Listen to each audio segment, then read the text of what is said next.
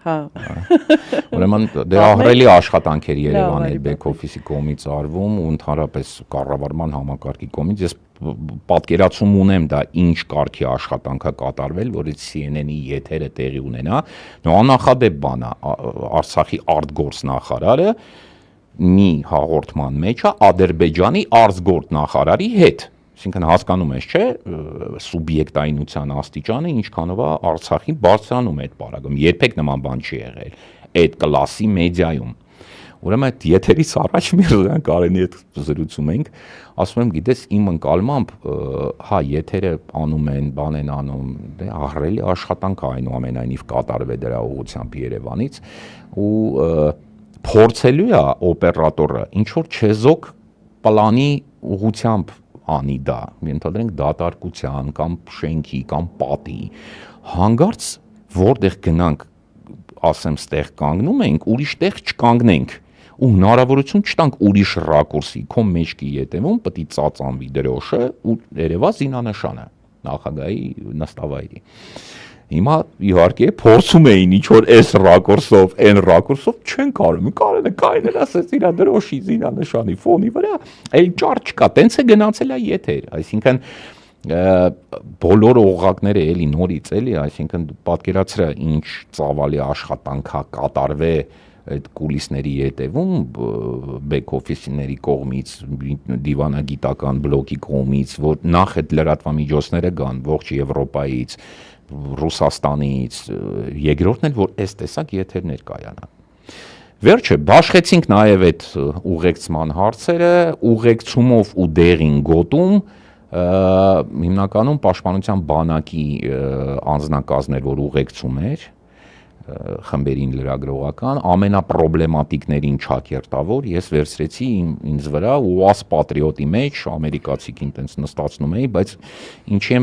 եմ ասում չակերտավոր, որովհետև բարձր պրոֆեսիոնալ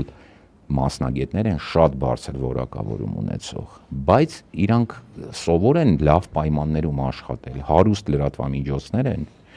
ենթադրենք իրանց նկարանող խումբը որպես կանոն 3 կամ 4 հոգի է մինիմում, այսինքն դա օպերատորն է, լրագրողն է, պրոդյուսերն է ու բոլոր խոշորները ունեն նաև անվտանգության գծով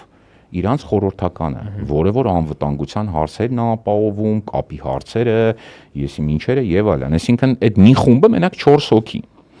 Ու ես ասել էի, որ երկուսին վերցնում եմ ինձ վրա,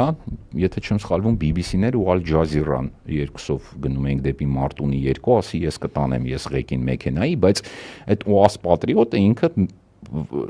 երկաթից մեքենա է, ռետինից չի, ես չեմ կարող այնտեղ 9 հոգի, 8 հոգի չի լինի, ասի կոմպակտացեք էլի, չեն կոմպակտանում, որտեվ իրանց պրոտոկոլները տենց են, որ պիտի բոլոր, ասում եմ, լավ ժողովուրդ, իրար հետ կոոպերացվեք, թող մի անվտանգության մասնագետը 2 խումբ սպասարկի ու մի պրոդյուսերը թող 2, ինչ եք անում պրոդյուսերը, ես եմ ձեր պրոդյուսերը, ստեղ պրոդյուսերը թող տենց հանգստանա այսօր էլի։ Ստու պրոդյուսերը ես։ Մարդը քանակի խնդիր ունենք, ես այդքան մարդ ավտոյի մեջ չեմ կարող տեղավորեմ։ Վերջը տենց մի ձև տեղավորվում ենք, գնում ենք Մարտունի 2 ենք գնում, եթե չեմ սխալվում։ Այս ճանապարհին անընդհատ իրանց բոլորի մոտ էլ GPS բաներ են, մայեչոկներ են, այսինքն իրենց back office-ները, իրենց գրասենյակները արբանյակի միջոցով իրենց տեսնում են, ազդանշան ուղարկող չիպեր են մոտները։ Դե սարի պայմաններ է, կապը կորում է անընդհատ բջիջային, այդ GPS սիգնալը կորում է, 1, 2 այս անվտանգության իրենց բանը, բա կանգնի։ Մի անգամ կանգնեցի, ինչ որ գնաց կապ գտավ ինչ որ տեղից, զանգեց, ասեց ամեն ինչ նորմալ է, երկրորդ անգամ մի կերպ արդեն կանգնեցի, բայց զգաց դեմքիցս, որ ինչ-որ լավ չի արդեն, երրորդ անգամ որ ասեց էլի կապը կորել է, բան չենք կարող կապնվենք, ասի ընկեր, ասի, արի պայմանավորվենք էլի, վերջ։ Ես էլ չեմ կանգնելու, որովհետև քաշեցի մի կողմ, որ լրագրողները բան, սպեցնազի օֆիցեր էր նախկին։ Ասի դու հասկանում ես, չէ, որ մենք ինչ զոնայում ենք, բա հա։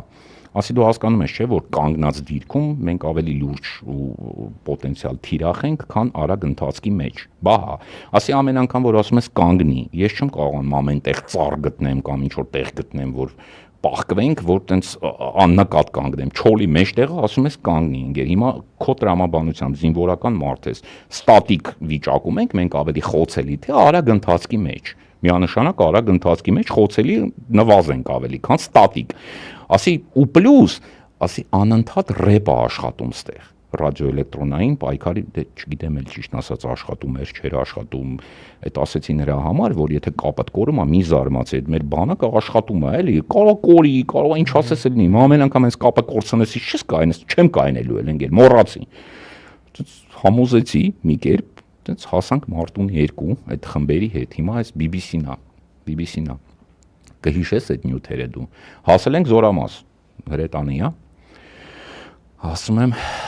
այդ առաջի այցներ երևի երկրորդ օրն էր թե երրորդ օրը առաջի նման այցելությունն ենք անում, հիմա հրահանգավորում եմ անում բոլոր ներկաների համար, ազգային լրատվամիջոցներ էլ կային այլ մեքենաներով եկած մեր հայկական լրատվամիջոցները ընդհանուր հրահանգավորումը անվտանգային բան են կոմեսկոմ օպերատորներին առանձին հանեցի 5 րոպեանոց բրիֆինգի հրահանգավորման։ Ճիշտ ասած կա միջազգային պրակտիկա ինչ որ բաների, այսինքն աղբյուրներ կա, որոնցում նկարագրված է մարտական պայմաններում ցենզուրայի տեսանկյունից, անվտանգության տեսանկյունից, տեսակադրերի ինչ որ նկարահանման ընթացակարգեր, ու նաև զինուժում միշտ եղել են հատուկ մարդիկ, Ռաֆայելը, մեկ էլ թորգոմը, չհիշում ես դու իրանց Զինուժը այդ քո լավ, մենք ունեցել ենք առանձին սպաներ, որոնք որ միշտ նայում էին այդ կադրերի,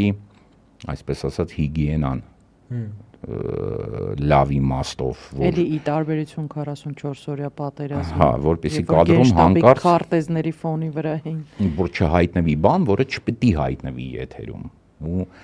նալբանձը թորգոմներ մեկը, Ռաֆայել Ազգաննը չեմ հիշում, մենք սպաներ ենք առանձին ունեցել ու առանձին բաժին էր, դե պատկերացա 13 տարում իրանցից ինչքան սովորած կլինեմ, էլի, որ հիմա շատ էլ չէ, ինչ որ մի բան սովորած կլինեմ 13 տարում, թե ինչը ոնց կարելի է կամ չի կարելի, ու ի զարմանս ինձ այդ օպերատորն ոչ թե ի զարմանս, այ շատ բարձր պրոֆեսիոնալներ էին, իհարկե բոլոր ժամանած լրատվամիջոցները, որ կես բառից հասկանում էին արդեն ինչ ես ասում, դե պրիմիտիվ բաներ է, որ ենթադրենք աշխատում ենք խոշոր պլաներ, միջին պլաներ, պանորամա չենք տալիս, որպեսզի տեղանքի տեղորոշումը հնարավոր չլինի անել, սպառազինության էլեմենտներ կադրում չեն հայտնվում եւ ասենց տեսակ բաներ են։ В общем, մի խոսքով անիմաստ էր իհարկե դա, որտեվ շատ բարձր պրոֆեսիոնալներ էին, բայց անում ենք։ Հիմա մոտենում է լրագրողներից մեկը, BBC-ի լրագրողը։ Ասում է, բա ես ում հետ կարամ զրուցեմ, էլի։ Ինձ զինվորական է պետք։ Վաշտի հրամանատար էր երիտասարդ կապիտան։ Ասի, պարոն կապիտան, խնդրում եմ, կուղեկցեք մեր միջազգային լրատվամիջոցի հյուրերին Զորանոցը, հերթափոխից հանգստացող հերթափոխի մեջ չգտնվող, ովքեր Զորանոցում են, տարեկը տեղել է, ասես բա ում հետ խոսան, ասի ում հետ ուզում են թող խոսան, այդտեղ զարմացան արդեն, ճիշտ ասած, BBC-ն զարմացա, որ նշի որ տանում ենք Մարտուն դեմ տանք, ասենք հեսա, գնա ում հետ ուզում ես զրուցի, այսինքն համոզմունքը մեր այնքան էր, որ անկախ դրանից ինքը սպայի հետ կզրուցի, ենթասպայի հետ կզրուցի, շարքայինի կամ սերժանտի, մոտավորապես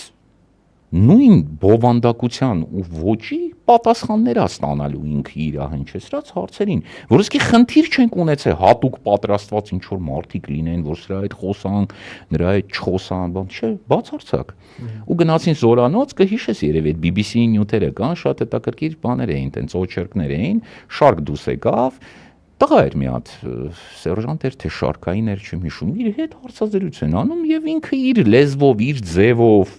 իր պատկերացման բացատրում է, թե ինքը ինչի է այդտեղ, ինչ է մեզ համար այդ ամենը եւ ինչից հետո է մի խոսքով, էլի ամեն, այսինքն իդեալական, բայց ոչ պարապած էր, ոչ սովորեցրած էր, ոչ գլխին սպակար կանգնած, խնդրեցի ասի կողքը մի մնացեք, էլի BBC-ի կողքն էլ մի մնացեք կամ Al Jazeera-ի, ում ինչ նկարում են, նկարեն, հրահանգավորումը ստացել են, մենք կողքից նայում ենք, բան չկա, գլխներին մի կանգնենք, որովհետև Ադրբեջանում տենց են անելու, մենք տենց չենք անելու, մենք տենց չենք վարվելու, վերջը նկարեցին, բան։ Այսինքն ինչքան վստահություն կար, որ ընդհանուր գաղափարախոսական, պետականամետ ու ճիշտ դիրքորոշում ունեն են մարդիկ, որոնք հասկանում են որտեղ են իրենք, ինչի համար են իրենք, ինչի համար են կրվում, այնքան կար հանգստություն այդ առումով, որ դու ազատ կարող ես թողնել, ասել ցանկացածի հետ, լինի դա քաղաքացիական անց փողոցում, լիներ դա զորանոցում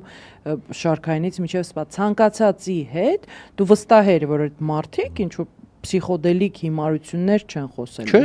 այդ եմ ասում։ Գաղափարախոսական մոտեցում ունեին այդ ամենը։ Այստեղ վերաբերմունքը լրիվ փոխվեց ու միջազգային մեդիայի վերաբերմունքն է փոխվեց, որտեվ հետո եկան, բա այդ նկարած նյութը բան գալու եք, նայեք։